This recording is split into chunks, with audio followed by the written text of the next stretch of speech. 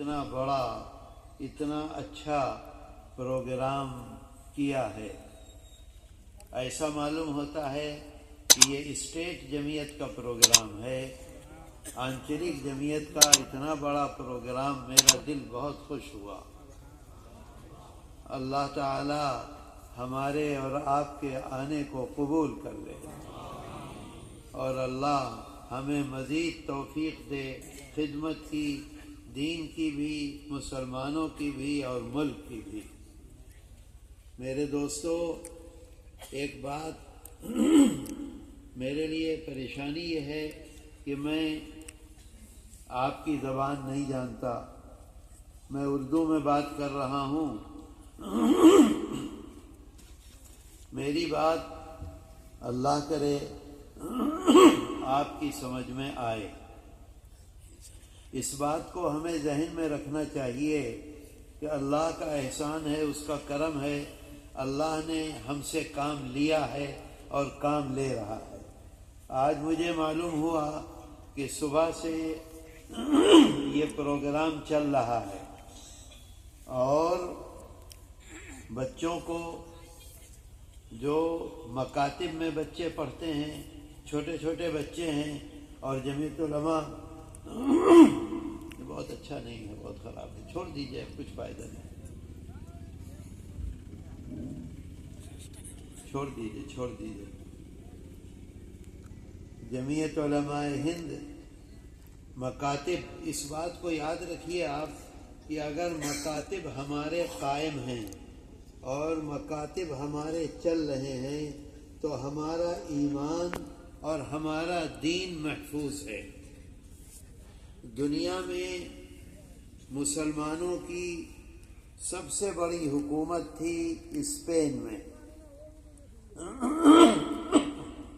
800 سال حکومت کی مسلمانوں نے، اور اسپین میں بڑی بڑی یونیورسٹیاں تھیں، ایسی یونیورسٹیاں تھیں کہ دنیا کے بڑے بڑے بادشاہ، عیسائی بادشاہ اپنے بچوں کو پڑھانے کے لیے اسپین بھیجتے تھے، اور اسپین پڑھ کر وہ لوگ ساری دنیا میں پھیلتے تھے۔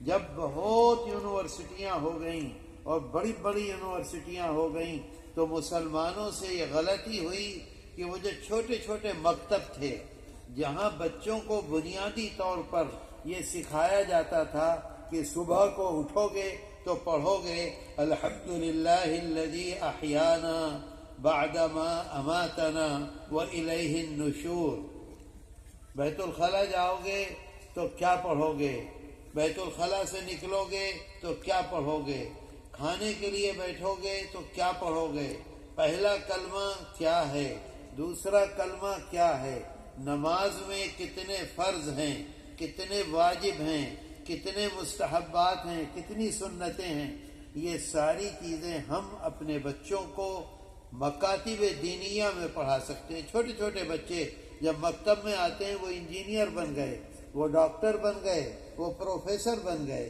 ٹھیک ہے بالکل، لیکن جب وہ بڑی بڑی یونیورسٹیوں میں جائیں گے تو وہاں ان کو جنازے کی نماز نہیں سکھائی جائے گی۔ جب وہ بڑے بڑے اسکول میں جائیں گے تو وہاں ان کو یہ نہیں بتایا جائے گا کہ عورت کے جنازے میں کیسا کفن دیا جائے گا اور مرد کے جنازے میں کیسا کفن دیا جائے گا، یہ ان مکاتب میں پڑھایا جائے گا۔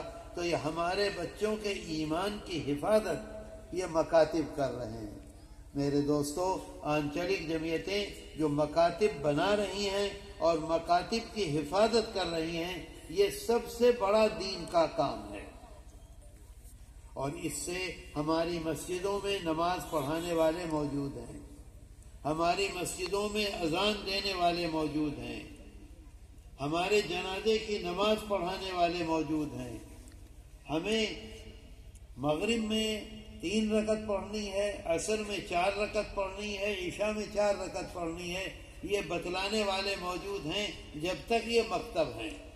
مدرسوں میں ہر بچہ نہیں جاتا، اسکول چلا جاتا ہے، کالج چلا جاتا ہے، ڈاکٹر بن جاتا ہے، انجینئر بن جاتا ہے، لیکن گاؤں کا جو مکتب ہے، میں نے دیکھا، مجھ کو مولانا پچھلی دفعہ آیا تھا میں، تو ایک صاحب کے ہاں صبح کو ناشتے میں لے کر گئے تو وہاں مسجد میں صباحی مکتب چل رہا تھا. میں نے دیکھا ایک ماں اپنے چھوٹے سے بچے کو گود میں لے کر آئی، پیدل نہیں چل سکتا تھا، گود میں لائی اور مسجد کی دیوار پہ اس نے اتار دیا اور بچہ اندر چلا گیا.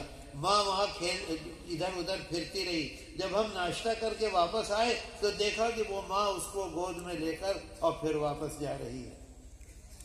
اب وہ آگے چل کر کیا بنتا ہے، لیکن یہ مکتب جو ہے، آپ اگر مکتب چلا رہے ہیں تو اس کا مطلب یہ ہے کہ دین کی بنیادی خدمت کر رہے ہیں. دین کی جو خدمت ہے وہ اصل یہ ہے کہ ہم یہ جانیں کہ ہمارا نماز کیا ہے، ہمارا روزہ کیا ہے.